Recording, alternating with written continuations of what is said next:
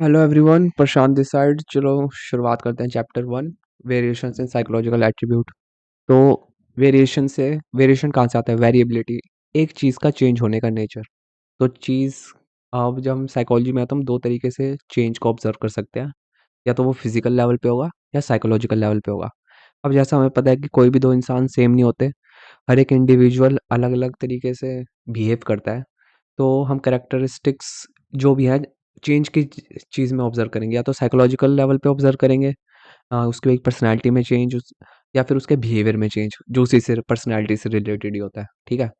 अब ये चेंज होता है जो इंडिविजुअल डिफरेंस, वो किस चीज़ से इन्फ्लुएंस होता है? दो तरीके से, जेनेटिक्स, इंसान के जो जीन्स हो गए, उसकी वजह से इफेक्ट होता है इंसान की पर्सनैलिटी के ऊपर, या फिर इंडिविजुअल डिफरेंस के ऊपर। जैसे कि किसी को डाउन सिंड्रोम हो गया, या फिर किसी के जीन्स हेल्दी हैं, तो डिफरेंट रेस या फिर डिफरेंट कास्ट वगैरह, इन सब से हम चेंज देख सकते हैं कि हमें फिजिकल लेवल पे हमें पता लगता है कि भाई हाँ, इंसान के अंदर डिफरेंस तो है। एनवायरमेंटल लेवल पे अ, एक बिलीफ है सिचुएशनिज्म, कि जो भी बिहेवियर है वो एनवायरनमेंट के हिसाब से चेंज होता है। जैसे कि इंसान स्कूल में है तो डिफरेंट बिहेव करेगा, फैमिली के साथ है तो डिफरेंट बिहेव करेगा। कोई प्रॉब्लम आ गई, जैसे किसी की कार खराब हो गई रास्ते में, तो वो अलग तरीके से बिहेव करेगा इन कंपैरिजन टू कि जब वो पढ़ने बैठा है तो वो डिफरेंट तरीके से बिहेव करेगा। तो सिचुएशन के हिसाब से बिहेवियर चेंज होता रहता है। ठीक है। अब आते हैं हम असेसमेंट पे, कि भाई अब चेंज है तो चेंज को मेजर भी करना है, तो उसके लिए हम असेसमेंट यूज़ करते हैं। उसमें क्या होता है कि असेसमेंट में हम सर्टेन ट्रेड्स या एट्रीब्यूट्स को मेजर करते हैं। अब एट्रीब्यूट्स के अंदर तीन चीज़ें आती हैं। एबिलिटी क्या है इंसान की, वो क्या क्या केपेबल है करने का। बिहेवियर, वो किस तरीके से बिहेव कर रहा है, क्या क्या फिजिकल एक्शन ले रहा है। पर्सनल पर्सनल क्वालिटीज़, जो भी उसकी कॉन्शियसनेस की क्वालिटीज़ हैं, पर्सनैलिटी की होगी, कॉग्निटिव, इमोशनल वगैरह वगैरह। ठीक है। अब असेसमेंट किस तरीके के होते हैं? तो दो तरीके के होते हैं। एक तो फॉर्मल ऑब्जेक्टिव स्टैंडर्ड, की हर एक इंसान के लिए सेम प्रोसीजर वगैरह रहेगा, और रिजल्ट भी अ, एक स्पेक्ट्रम पे मिल जाएगा। लेकिन वो सब सिस्टमेटाइज होता है स्टार्ट टू फिनिश। इनफॉर्मल में क्या होता है कि सब्जेक्टिव होता है, हर इंसान अलग अलग होता है, तो हम एक इंसान के पर्सनल क्वालिटीज़ पे ज़्यादा फोकस करते हैं, कि जो उसे दूसरों से यूनिक बनाती है।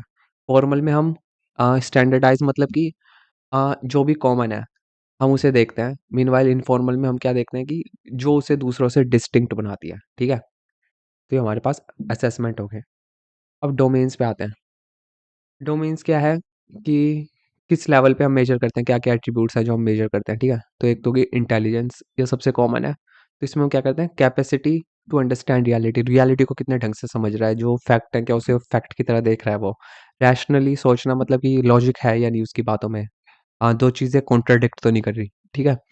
रिसोर्सेज का कैसे यूज़ कर रहा है, कोई प्रॉब्लम आ गई तो अगर उसके पास रिसोर्सेज हैं तो कैसे यूज़ कर रहा है, जैसे मनी का कैसे यूज़ कर रहा है, मैन पावर है तो उसका कैसे यूज़ कर रहा है किसी प्रॉब्लम को सॉल्व करने के लिए। ठीक है। कॉग्निटिव कॉम्पिटेंस, मतलब अपने दिमाग का यूज़ करके अपनी लाइफ की प्रॉब्लम्स को वो कैसे सॉल्व कर रहा है वो इंसान, उसे हम इंटेलिजेंस बोल सकते हैं। ठीक है। अब इंटेलिजेंस के डिफरेंट डिफरेंट पर्सपेक्टिव है। बिनेट ने क्या कहा, बिनेट ने कहा कि भाई जज, अंडरस्टैंड और रीजन कर सके तो वो इंटेलिजेंस होगी।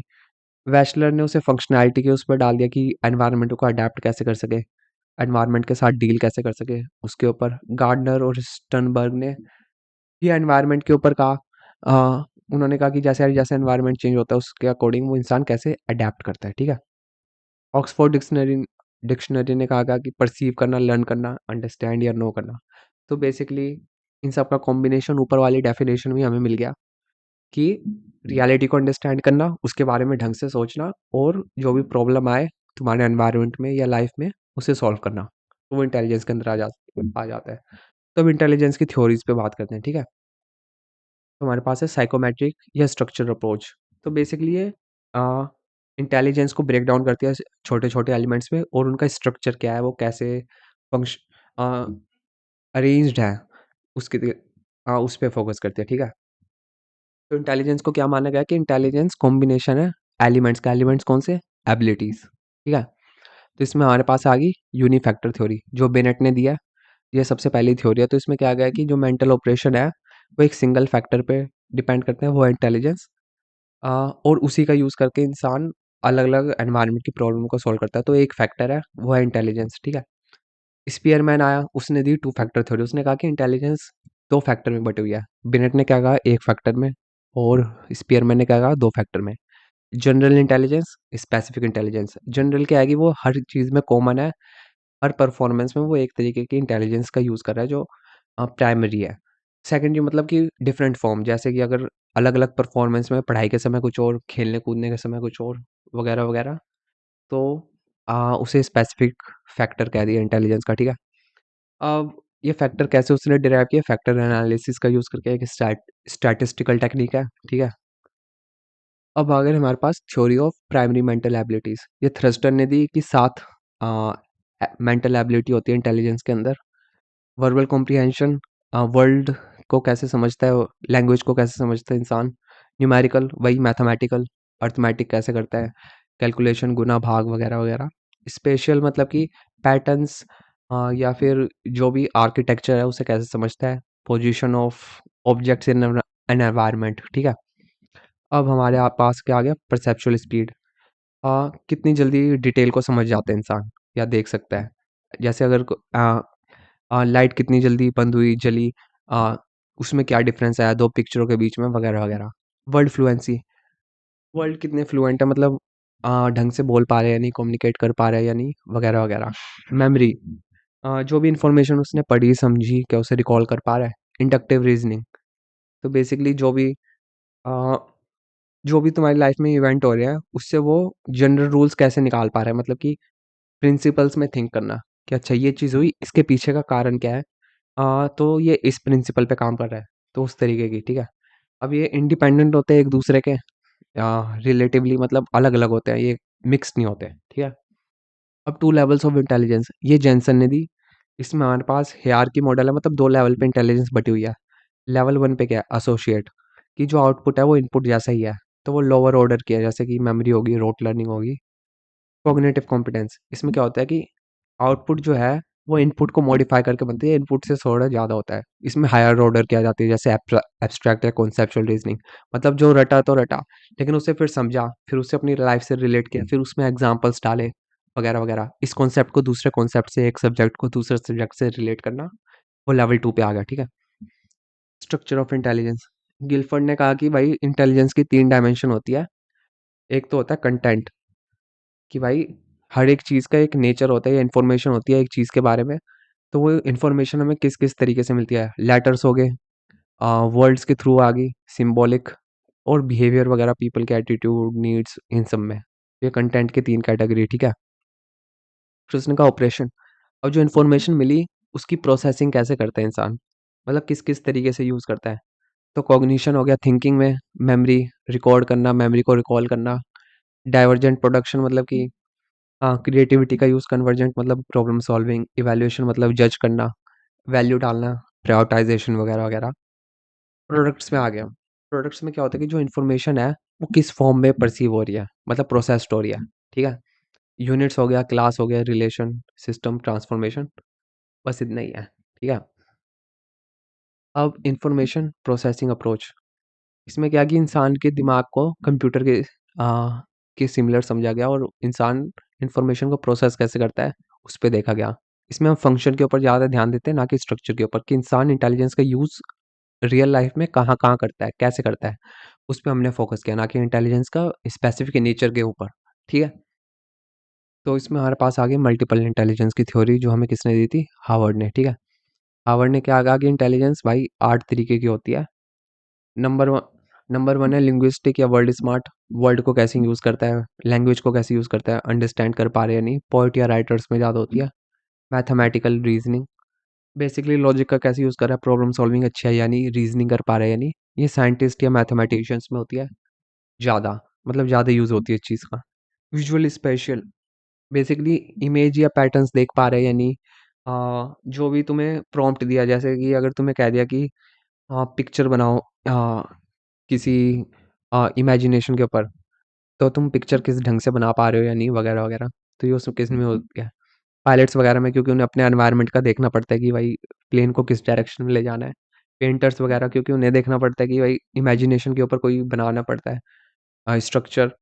आर्किटेक्ट, क्योंकि उन्हें बिल्डिंग बनानी पड़ती है, इंटीरियर डेकोरेटर, सर्जन, तो वगैरह वगैरह, जिसमें उन्हें विजन और पोजीशन का यूज़ करना पड़े, ठीक है। विजो मतलब विजन, विजुअल चीज़ों का यूज़ और स्पेशल मतलब 3D में 3 डायमेंशन में कौन-कौन सी पोज़ीशन है उसका यूज़, ठीक है? अब म्यूज़िकल पे आ गए। म्यूज़िकल में क्या है कि साउंड या रिदम का कैसे वो यूज़ करता है म्यूज़िक बनाने के लिए, ठीक है? तो इसमें म्यूज़िशियन में होगी ज़्यादातर बॉडीली काइनेस्थेटिक, ठीक है? तो इसमें हमने क्या देखा कि अपनी बॉडी का यूज़ कैसे करता है इंसान, कि बॉडी में फ्लेक्सिबिलिटी है या नहीं। कोई डांस में यूज़ करता है, कोई एक्टिंग में यूज़ करता है, कोई स्पोर्ट्स में यूज़ करता है, उसका यूज़ कैसे करता है? मतलब अपनी बॉडी के पार्ट्स पे कंट्रोल, ठीक है? जैसे सर्जन हो गया उसके अ, हाथ की वो बारीकी चाहिए होती है कि उसे अगर नर्व्स वगैरह या मसल वगैरह काटनी होती है सर्जरी में, तो उसके हाथ तो उसमें वो भी स्किल होनी चाहिए सर्जन में। तो ये बॉडी काइनेस्थेटिक के अंदर आ गया, ठीक है? इंटरपर्सनल एक दूसरे के साथ बिहेवियर कैसा है मतलब एक दूसरे को समझ पा रहे हो या नहीं, उनकी फीलिंग्स, बिहेवियर समझ पा रहे हो या नहीं। तो हमारा साइकोलॉजिस्ट या काउंसलर, सोशल वर्कर इन सब में ज़्यादा यूज़ होती है ये वाली इंटेलिजेंस। इंट्रापर्सनल अपने आप को समझ पा रहे हो या नहीं, अपने वैल्यूज़, अपने डिज़ायर्स, मेरा क्या गोल है फ्यूचर में, मुझे क्या चाहिए, अपनी स्ट्रेंथ या फिर वीकनेसेस इन सब के बारे में अगर तुम्हें पता है, तो ये इंट्रापर्सनल के अंदर आ गई। फिलोसोफर्स या स्पिरिचुअल लीडर्स वगैरह में ज़्यादा पाई जाती है। फिर आते हैं हमारे पास नेचुरलिस्टिक, ठीक है? तो इसमें हमें क्या है कि एबिलिटी क्या है इंसान की कि वो नेचुरल वर्ल्ड के नेचर के साथ कितना कनेक्टेड है, ठीक है? तो इसमें क्या आ गया हंटर, फार्मर, बॉटनिस्ट, ज़ूलॉजिस्ट वगैरह, वगैरह। अब ट्रायर्किक थ्योरी पे आ जाते हैं, ठीक है? ये हमारे किसने दी थी? स्टर्नबर्ग ने। तो इसने कहा कि भाई 3 टाइप की होती है इंटेलिजेंस। इसमें हमारे पास क्या है? कंपोनेंशियल या एनालिटिक इंटेलिजेंस, बुक स्मार्ट, जो नॉलेज को एक्वायर कर सके, सोच सके, अ, एकेडमिक्स में अच्छा हो मतलब ग्रेड अच्छे आते हों या फिर किताबों में ज़्यादा ध्यान देता हो, तो उसे हम बुक स्मार्ट भी कहते हैं। तो वो इसके अंदर आ गया। एक्सपीरियंशियल या क्रिएटिव, अपने एक्सपीरियंस के यूज़ करके जो भी तुमने पास्ट में किया नए सॉल्यूशन पे अराइव करना, नई डिस्कवरी बनाना, कुछ नया ढूँढना, ठीक है? तो वो एक्सपीरियंशियल या क्रिएटिव में आ गया, ठीक है? अब हमारे पास क्या आता है कॉन्टेक्चुअल या प्रैक्टिकल, इसे स्ट्रीट स्मार्ट कहते हैं कि अपने एनवायरनमेंट की प्रॉब्लम्स को सॉल्व करना, डे टू डे लाइफ में जो प्रॉब्लम आ गई कभी, तो उसे सॉल्व कैसे करोगे? जैसे अगर गाड़ी रुक गई रास्ते में, तो उसे कैसे सॉल्व करोगे? जो कि तुम्हें जनरली स्कूल या कॉलेज में नहीं सिखाई जाती। तो अगर रियल लाइफ एनवायरनमेंट में अगर वो चीज़ हैंडल करनी हो तो वो कैसे करोगे? तो वो कॉन्टेक्चुअल या प्रैक्टिकल इंटेलिजेंस के अंदर आ जाती है, ठीक है? ये हमारे पास क्या है नीचे, तो हमारे पास ये आ गया कि उसके एलिमेंट्स क्या हैं? कंपोनेंशियल सब थ्योरी के, ठीक है? तो Meta components, performance, knowledge acquisition वगैरह, वगैरह, ठीक है? अब आते हैं हमारे पास पास मॉडल पे। तो इसमें क्या है कि ये दास, नेग्लेरे और किर्बी ने दी थी। इसमें क्या है कि इंटेलिजेंस 3 न्यूरोलॉजिकल सिस्टम का कॉम्बिनेशन मतलब तुम्हारे ब्रेन में 3 तरह के सिस्टम हैं और वो किस तरीके से इंटरैक्ट कर रहे हैं, उसके बेसिस पे इंटेलिजेंस कैसे उनका क्या रोल है इंटेलिजेंस में, तो हम उस पे फोकस करते हैं। तो क्या यूनिट है वो? तो एक तो होगी अराउज़ल अटेंशन, कि भाई पहले तुम अराउज़ होगे, अटेंशन दोगे अपने एनवायरनमेंट पे या किसी भी प्रॉब्लम के पार्ट पे, ठीक है? फिर तुम उस प्रॉब्लम को प्रोसेस करोगे, उसके बारे में सोचोगे। तो वो सोचोगे 2 तरीके से, एक तो हो गया साइमल्टेनियस कि अलग-अलग चीज़ों के बारे में उनका रिलेशनशिप। अच्छा ये है तो ये क्यों है? वो है तो वो क्यों है? उसे हम रेवेन्स एसपीएम के थ्रू यूज़ करते हैं। इसमें हम पैटर्न्स फिगर आउट करने की कोशिश करते हैं, ठीक है? सक्सेसिव प्रोसेसिंग में मतलब कि हर एक प्रोसेस को step by step logical manner में सॉल्व करते हैं, ठीक है? तो ये क्या है कि इसके बाद क्या होगा, उसके बाद क्या होगा, तो कॉज़ एंड इफेक्ट पे ज़्यादा ध्यान देते हैं। लेकिन और साइमल्टेनियस में हम कनेक्शंस पे ज़्यादा ध्यान देते हैं, ठीक है? अब हमारे पास क्या आ गया प्लानिंग। प्लानिंग में क्या है कि हम कौन-सा कोर्स लेंगे, अब तो हमें पता लग गया प्रॉब्लम ये है, प्रॉब्लम इस वजह से है। तो हम क्या एक्शन लेंगे फ्यूचर में और हमारा क्या गोल है जिससे हमारा गोल अचीव होगा, तो वो प्लान बना के चलते हैं। और उस प्लान अगर फेल हो गया तो फिर हम क्या करेंगे? तो इन सब के रिलेटेड हम प्लानिंग को आते हैं। तो 3 हमारे पास हो गए अटेंशन अराउज़ल, प्रोसेसिंग और प्लानिंग, ठीक है? अब कॉग्निटिव असेसमेंट सिस्टम, तो इसमें क्या होता है कि हमारे पास 2 तरीके के टेस्ट होते हैं, मतलब टेस्ट का सेट होता है। एक तो वर्बल हो गए, एक नॉन वर्बल हो गए और ये हम इंडिविजुअल्स को टेस्ट करने के लिए कहते हैं कि जो भी लोग हैं 5 से 18 साल के बीच में जो भी बच्चे हैं, उनकी हम कॉग्निटिव एबिलिटी टेस्ट करने के लिए इसका यूज़ करते हैं, ठीक है? अब इंडिविजुअल डिफरेंस होगा, अब ऑब्वियसली इंडिविजुअल डिफरेंस हर चीज़ में होता है, तो इंटेलिजेंस के अंदर भी होगा। तो इंटेलिजेंस इन्होंने क्या कहा कि नेचर जो भी जीन्स हो गए या फिर एनवायरनमेंट हो गया उसके इन्फ्लुएंस से इंटेलिजेंस पे फ़र्क पड़ता है। तो उसका एविडेंस क्या उन्होंने स्टडी करी बच्चों पे, उनके इंटेलिजेंस स्कोर मेज़र करे, देखा कि फैमिली में क्या-क्या है। तो आइडेंटिकल ट्विन्स में क्या पाया कि जो एक साथ रेज़ हुए उनमें ज़्यादा इंटेलिजेंस सिमिलर होती है इन कंपैरिज़न टू जो अलग-अलग रेज़ हुए। पैटर्नल ट्विन्स जो आधे ट्विन है मतलब 50% जीन्स मैच करते हैं।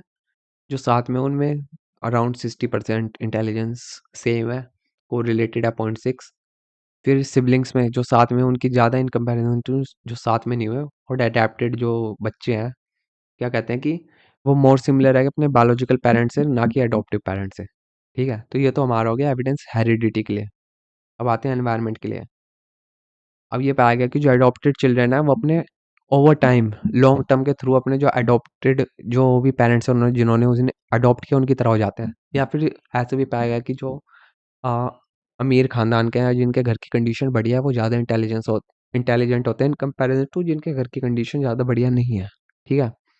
इसमें हमें क्या पता लगा कि इंटेलिजेंस दोनों तरीके से इफ़ेक्ट होती है। एक तो जीन से होगी कि तुम्हारे माँ-बाप के जीन्स कैसे थे और दूसरा क्या होगा कि जो एनवायरनमेंट तुम्हें कैसा मिला। ठीक है? तो इंटेलिजेंस को मेज़र करने के क्या-क्या तरीके हैं? बेनेट और साइमन ने निकाला। पहले तो हमारे पास मेंटल एज, ठीक है?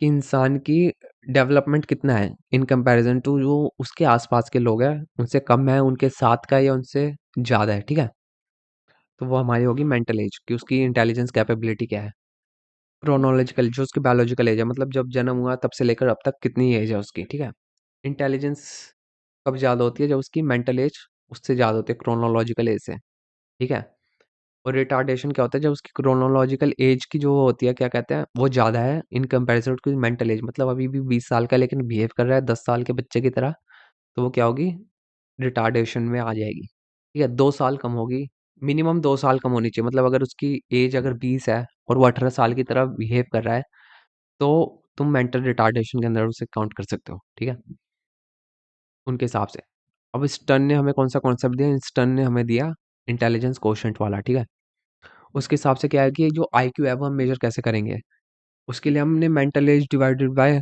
क्रोनोलॉजिकल एज या बायोलॉजिकल एज इंटू 100 कर दिया मीन स्कोर क्या मिला उसने सबका टेस्ट लिया तो मीन स्कोर हमें क्या मिला 100 ठीक है रेंज कितने के बीच में है नॉर्मल लोगों की एवरेज लोगों की 90 से 110 ऑब्वियसली ये कंट्री टू कंट्री वैरी करता है और इंडिविजुअल टू इंडिविजुअल भी वैरी करता है ठीक है कि हमारे पास आ गया नॉर्मल कर्व जिसमें हमें क्या पता लग रहा है कि जो इंटेलिजेंटली गिफ्टेड है वो तो 130 के ऊपर है जो एवरेज है वो 90 से 110 के बीच में है जो बिलो एवरेज है वो 90 से नीचे नीचे है ठीक है और इंटेलेक्चुअल डेफिशिएंसी तब आती है जब 70 से नीचे का आईक्यू होता है अब उसमें भी लेवल्स हैं जीरो तो किसी का नहीं होता ठीक है और मैक्सिमम की भी लिमिट है कि कितना मैक्सिमम हो सकता है तो आईक्यू जीरो तो नहीं होता किसी का भी मतलब 0 से 20 के बीच में रहेगा नहीं तो ऊपर ठीक है अभी हमारे पास चार्ट है राइट में कि आईक्यू रेंज है तो उसे क्या क्या कहेंगे सुपीरियर है एवरेज है या डिसेबल्ड है ठीक है और ये इतनी परसेंटेज है ज़्यादातर लोग परसेंटेज क्या है बीच में आएंगे ठीक है ऑलमोस्ट 66% लोग एवरेज इंटेलिजेंस के हैं बाकी सब या तो उनसे ज़्यादा समझदार होंगे या उससे कम समझदार होंगे ठीक है अब इंटेलिजेंस के वेरिएशंस क्या है अब तो होगी डेफिशिएंसी जो कम आईक्यू वाले हैं ये 70 से नीचे ये हमारे American association of mental deficiency ने कहा कि भाई जो भी सीवियर या प्रोफाउंड वाले हैं उन्हें ज़्यादा केयरिंग या ट्रेनिंग की जरूरत पड़ती है इन कंपैरिजन टू जिनका आईक्यू थोड़ा उनसे ज़्यादा है जैसे माइल्ड वाले मतलब वो तो हैंडल कर लेंगे ज़रा सी ट्रेनिंग में या ज़रा सी गाइडेंस के साथ इन लोगों को हमेशा ज़रूरत पड़ेगी जो सीवियर या प्रोफाउंड वाले हैं ठीक है अब गिफ्टेड वाले आगे भाई 130 से ऊपर टरमान ने करी रिसर्च इसके ऊपर पाया कि जो इंटेलिजेंस है जो इंटेलिजेंट लोग हैं वो लाइफ में ज़्यादा सक्सेस पाते हैं या एडजस्टमेंट भी उनका होता है अब उनके पास टैलेंट है टैलेंट क्या एक किसी फील्ड में स्पेसिफिक क्या कहते हैं रिमार्केबल एबिलिटी जैसे कि कोई पियानो है तो बहुत बढ़िया पियानो बजा रहा है चेस है तो बहुत बढ़िया चेस खेल रहा है कम उम्र से ही तो उसमें हम क्या कहते हैं उसे हम टैलेंटेड कहते हैं गिफ्टेडनेस अब वो एक्सेप्शनल है मतलब कि वो हर चीज़ में कुछ ना कुछ ढंग से कर ले मतलब उसे कहीं भी डालोगे वो ढंग हाई लेवल की अचीवमेंट कर सकता है मेहनत करके ठीक है तो उसे हम गिफ्टेड बोलते हैं। और लोगों से जल्दी चीज़ें ग्रास्प करना, जल्दी सोचना, जल्दी लर्न करना, क्रिएटिव है, ओरिजिनल है, वगैरह वगैरह। ठीक है, तो इससे हम गिफ्टेड बोलने लग जाते हैं। ठीक है, अब टाइप ऑफ इंटेलिजेंस। अब एडमिनिस्ट्रेशन करोगे तो इंटेलिजेंस के टेस्ट किस तरीके के हैं? या तो एक इंसान पे कर लो एक टाइम पे, इंडिविजुअल टेस्ट, या फिर सब ग्रुप पे कर लो। नहीं, तो इंडिविजुअल पे कर लो, नहीं तो ग्रुप पे कर लो। ठीक है, ये हो गया हमारे पास। अब हमारे पास क्या है, नेचर ऑफ आइटम बेसिस। उसके आइटम के बेसिस पे क्या क्या हम कर सकते हैं। ठीक है, तो उसमें हमारा हो गया वर्बल, नॉन वर्बल। भाई कुछ लोगों को पढ़ना लिखना आता है तो उन्हें हम वर्बल या रिटर्न फॉर्म में दे देते हैं। कुछ लोगों को पढ़ना नहीं आता तो हम नॉन वर्बल फॉर्म पे देते हैं, जैसे पिक्चर लगा देते हैं, इलस्ट्रेशन बता देते हैं, उन्हें समझा देते हैं कि भाई ऐसे लेना है टेस्ट, और वो दे देते हैं। रेवन्स एसपीएम उसमें आ गया। परफॉर्मेंस टेस्ट, इसमें क्या होता है कि उन्हें ऑब्जेक्ट मैनिपुलेट करना पड़ता है। जैसे कोई आप पिक्चर दे दी और फिर पिक्चर को तोड़ मरोड़ के पार्ट्स दे दिया, उन्हें फिर से अरेंज करके उसी पिक्चर के जैसा बनाना है। ठीक है, जैसे call box design, block design test, तो उसके अंदर आ गया। ठीक है, अब कल्चरल बेसिस क्या है, culture fair test, cultural appropriate. तो उसमें हमारे पास क्या है, रिस्पेक्ट, मतलब कल्चर के हिसाब से टेस्ट देना। अब कल्चर फेयर क्या होगा कि हर कल्चर में लोगों के अलग अलग बिलीफ है, सिस्टम है, या फिर अलग अलग लोग चीज़ फैमिलियर है। जैसे अगर कॉर्न सिरप अगर मैं किसी टेस्ट में डाल दूँ तो कॉर्न सिरप तो भाई कनाडा या यूएसए वालों को पता होगा, इंडिया वालों को तो नहीं पता होगा। इन कंपैरिजन टू अगर मैं इधर डाल दूँ डांडिया किसी टेस्ट में, तो वो इंडिया वालों को डांडिया वगैरह पता होगा कि डांडिया क्या होता है। अमेरिका यूएस वालों को नहीं पता होगा। तो ऐसी चीज़ जो हर कल्चर में कॉमन हो, जैसे स्कूल हर कल्चर में कॉमन है, हाँ पुलिस हर कल्चर में कॉमन है। तो अगर मैं टेस्ट में अगर वो चीज़ें यूज़ कर रहा हूँ क्वेश्चन आंसर में इंटेलिजेंस के, तो वो कल्चर फेयर होगा। अब कल्चर बायस, किसी एक कल्चर के अकॉर्डिंग मैं चीज़ें यूज़ करूँ। जैसे मैंने कह दिया कि भाई वो तो सितार बजा रहा है, हाँ वो लड़का तो, किसी टेस्ट में मैंने कर दिया टीएटी में कि सितार बजाने वाले लड़के की पिक्चर डाल दी। अब ऑब्वियसली जो इंडिया वाला है उसे तो पता होगा, लेकिन जो यूएस वाला होगा उसे पता नहीं होगा। तो इस तरीके से हमने कल्चर बायस कर दिया।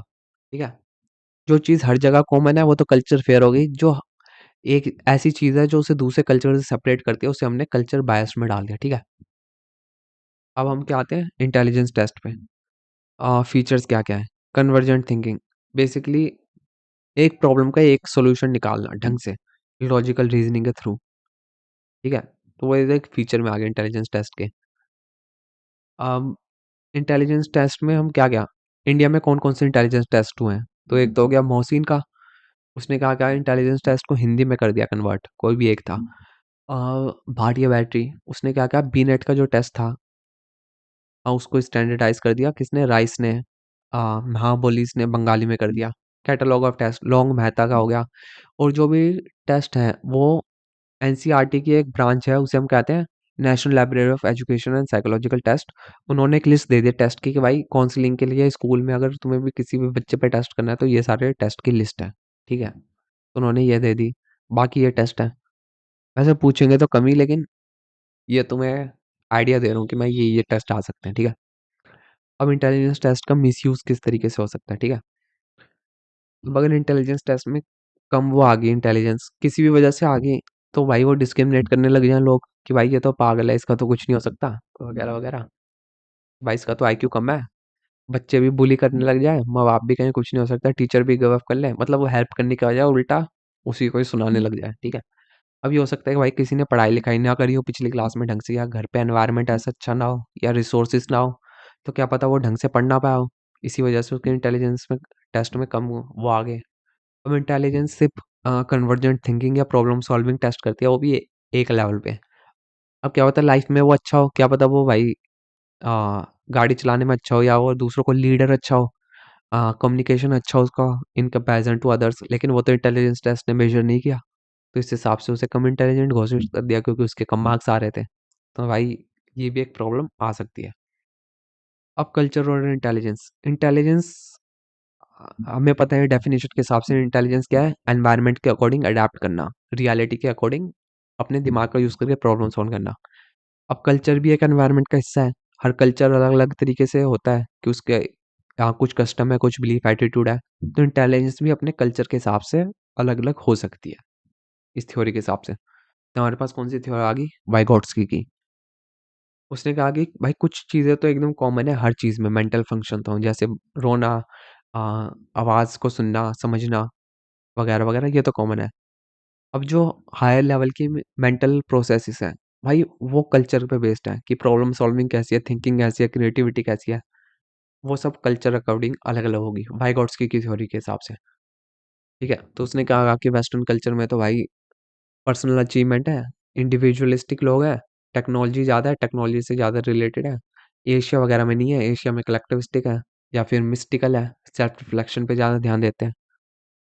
अब इंटेलिजेंस से जब इंडिया के आगे, तो इंडिया में कौन-सी इंटेलिजेंस है हमारे पास? इंटीग्रल, हर चीज़ का कनेक्शन, हर चीज़ को बड़े पर्सपेक्टिव से देखना कि भाई हर चीज़ एक दूसरी चीज़ से रिलेटेड है, एक चीज़ का हिस्सा है वगैरह-वगैरह, सब चीज़ें कनेक्टेड है, ठीक है? अब हमारे पास जेपी दास ने क्या दी? बुद्धि, जिसे हम कॉग्निटिव, अफेक्टिव या मोटिवेशनल कंपोनेंट्स कह सकते हैं इंटेलिजेंस के, ठीक है? अब इंटेलिजेंस किस-किस तरीके से बटी हुई है? कॉग्निटिव होगी, थिंकिंग वगैरह से रिलेटेड, सोशल, जब इंटेलिजेंस को सोसाइटी में अप्लाई किया लोगों से बात वगैरह करने में या रूल्स बनाने में, तो सोशल कॉम्पिटेंस होगी। इमोशनल कॉम्पिटेंस, अपने आप को समझना, मॉरली बिहेव करना, कैरेक्टर अच्छा रखना वगैरह-वगैरह। एंटरप्रेन्योरियल, कि भाई हार्ड वर्क करते रहना, प्रोडक्शन करते रहना, प्रोडक्टिव रहना, इंटेलिजेंस का यूज़। ये सारे इंटेलिजेंस के यूज़ हैं, मेन तो कॉग्निटिव ही है, बाकी सब उसके एप्लीकेशंस मान सकते हो तुम, ठीक है? अब इमोशनल इंटेलिजेंस आ गई हमारे पास। इसमें क्या है कि हम अपनी फीलिंग्स और दूसरों के इमोशंस वगैरह समझ सकें, अपने आप को मोटिवेट कर सकें, लॉन्ग टर्म पे ध्यान सकें, इम्पल्सिव ना हो, लॉन्ग टर्म पे ध्यान दें। अ, अपनी जो रिलेशनशिप है उन्हें ढंग से नेविगेट कर सकें, समझ सकें एक-दूसरे को, ठीक है? तो ये किसने दी हमें? सोल्वे और मेयर ने, ठीक है? उन्होंने भी सेम ही कहा है और इंटेलिजेंस कोशेंट दे दिया कि भाई इंटेलिजेंस, इमोशनल इंटेलिजेंस का क्या स्कोर आएगा? उसे हम ईक्यू कहते हैं, ठीक है?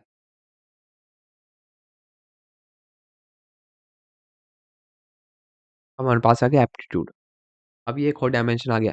अब तक तो हम इंटेलिजेंस के ऊपर बात कर रहे थे, इंटेलिजेंस के पार्ट क्या है, इंटेलिजेंस की थ्योरी क्या है, इंटेलिजेंस के टेस्ट क्या हैं वगैरह-वगैरह। अब हम एप्टीट्यूड पे आ जाते हैं। तो एप्टीट्यूड क्या है? कि भाई स्पेसिफिक नॉलेज या स्किल वो कैसे एक्वायर कर सकता है फ्यूचर में, जब उसे हम ट्रेनिंग दें, तो ये प्रिडिक्शन के लिए यूज़ होता है। जैसे कोई एम्प्लॉयी है, तो वो एप्टीट्यूड टेस्ट लेंगे, कोई कंपनी की भाई ये एम्प्लॉयी फ्यूचर में इस स्किल के लिए है भी या नहीं। जैसे कम्युनिकेशन स्किल कैसी है उसकी, या फिर कंप्यूटर है तो प्रोग्रामिंग स्किल कैसी है, तो उसके लिए हम एप्टीट्यूड टेस्ट ले सकते हैं। अब अब कितने तरीके के होते हैं? 2 तरीके के होते हैं, एक तो होता है इंडिपेंडेंट, एक स्पेसिफिक एबिलिटी टेस्ट करता है, ठीक है?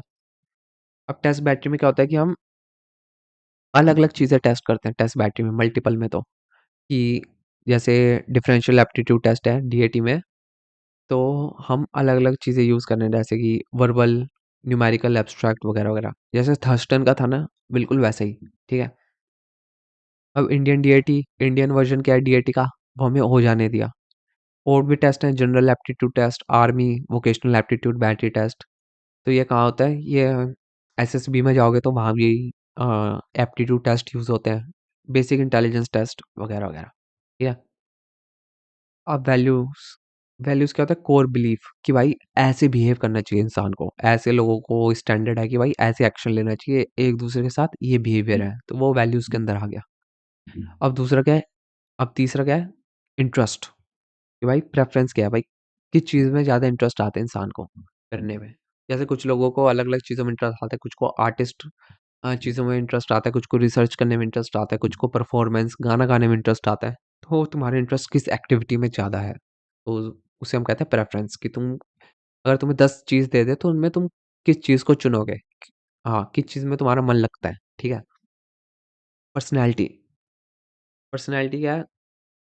रिलेटिवली एंड्यूरिंग कैरेक्टरिस्टिक, कि भाई particular way of behaving, thinking, emotion feel करना, किस तरीके से तुम बिहेव करोगे ओवरऑल, ये कॉमन ट्रेट हैं जो हमेशा रहेंगे। अब क्रिएटिविटी और इंटेलिजेंस के बीच में रिलेशनशिप, ठीक है? क्रिएटिविटी क्या कहते हैं? कि भाई आइडिया प्रोड्यूस कर सके, कुछ नई चीज़ कर सके, प्रॉब्लम का सॉल्यूशन निकाल सके नए तरीके से। शर्मा ने क्या पाया कि ज़्यादा आईक्यू का मतलब ये नहीं कि वो क्रिएटिव भी हो, लेकिन क्रिएटिव और इंटेलिजेंस एक लेवल तक साथ में रहते हैं, ठीक है? उसके बाद अलग-अलग हो जाते हैं। अब क्रिएटिविटी के कौन-कौन से टेस्ट हैं? ये हमारे पास ये सारे टेस्ट हैं, गिलफोर्ड ने दिया, टॉरेंस ने, होगन ने, ठीक है? अब फीचर क्या है क्रिएटिविटी के टेस्ट पे 2 चीज़ें हैं, ओपन एंडेड कि भाई तुम अपने एक्सपीरियंस से, अपने हिसाब से जो भी तुम्हारे दिमाग में आ रहा है, वो आंसर दो तुम। ज़रूरी नहीं उसमें तुम्हें ऑप्शन नहीं दिए जाएँगे, तो तुम्हें अपने हिसाब से आंसर लिखना है क्वेश्चन का। डाइवर्जेंट थिंकिंग, एक ही प्रॉब्लम के अलग-अलग सॉल्यूशन निकालने हैं। अब ये हो सकता है कि तुम कनेक्शन निकालो कि 2 चीज़ें कैसे कनेक्टेड हैं, कॉन्सिक्वेंसेस क्या है, इसके बाद क्या होगा, एक इवेंट के बाद, या फिर चीज़ों को कॉन्टेक्स्ट में करो कि भाई ठीक है? अब असेसमेंट मेथड आ गए। साइकोलॉजिकल टेस्ट क्या है? तो असेसमेंट मेथड में साइकोलॉजिकल टेस्ट आ गया कि फॉर्मल मेजर है कि जैसे सिस्टमैटिक है, कोई एट्रीब्यूट वगैरह तुम्हें मेजर करना है, इंटेलिजेंस मेजर करनी है, क्रिएटिविटी, एप्टीट्यूड वगैरह, तो उसके लिए हम टेस्ट बनाते हैं, उसे हम साइकोलॉजिकल टेस्ट बोलते हैं, ठीक है? इंटरव्यू, इसमें क्या है कि 2 लोग कुछ लोग इन्फॉर्मेशन एक्सचेंज करने एक दूसरे को नो के लिए, कम्युनिकेशन ये एक तरीके का, लेकिन इसमें क्या है फॉर्मल है, इसमें हम पर्टिकुलर क्वालिटीज़ देख रहे हैं। जैसे टीचर का इंटरव्यू है तो टीचिंग क्वालिटीज़ देखेंगे कैंडिडेट में, अगर मिलिट्री का इंटरव्यू है तो लीडरशिप क्वालिटी, एम्प्लॉयमेंट का एटीट्यूड है तो हम उसके देखेंगे कि भाई प्रोडक्टिविटी वगैरह। तो हम अलग इंटरव्यू में अलग-अलग चीज़ें या स्टैंडर्ड के हिसाब से मेजर करते हैं, लेकिन है चीज़ें सेम ही, कम्युनिकेशन, दूसरे को जानना और ये देखना कि जो इन्फॉर्मेशन वो हमें दे रहे हैं उसके हिसाब से हमें पता है या नहीं वो आदमी जॉब के लिए सूटेबल है या नहीं, ठीक है? तो यह है इंटरव्यू का मेन पर्पस। अब अगर क्लिनिकल होगा तो वो प्रॉब्लम से रिलेटेड ज़्यादा फ़ोकस करेगा प्रॉब्लम्स के ऊपर, अगर साइकोलॉजिस्ट होगा तो। डॉक्टर होगा तो वो फिज़िकल एलिमेंट के ऊपर ज़्यादा फ़ोकस करेगा कि भाई फिज़िकल क्या प्रॉब्लम है तुम्हें। तो ये होता है इंटरव्यू का पर्पस। केस स्टडी, इसमें हम क्या है एक इंडिविजुअल के ऊपर डेप्थ स्टडी, मतलब ढंग से उसकी पूरी लाइफ क्या है, उसकी हिस्ट्री क्या है, हर चीज़ उस हर चीज़ स्टडी करते हैं, तो उसे केस स्टडी बोलते हैं। वो इंडिविजुअल के बेसिस है, हम उसे वो दूसरे से रिलेट नहीं कर रहे, हम दूसरे से कॉमन पैटर्न फाइंड नहीं कर रहे, हम सिर्फ इंडिविजुअल पे फोकस कर रहे हैं, ठीक है? केस स्टडी में। ऑब्जर्वेशन, इसमें हमें क्या है बिहेवियर को रिकॉर्ड करना जो रियल लाइफ में हो रहा है, जो नेचुरल हो रहा है, मतलब तुम्हारे सामने हो रहा है, तुम उसे रिकॉर्ड कर रहे हो उस बिहेवियर को, हाँ भाई ये चल रहा है सब, ठीक है?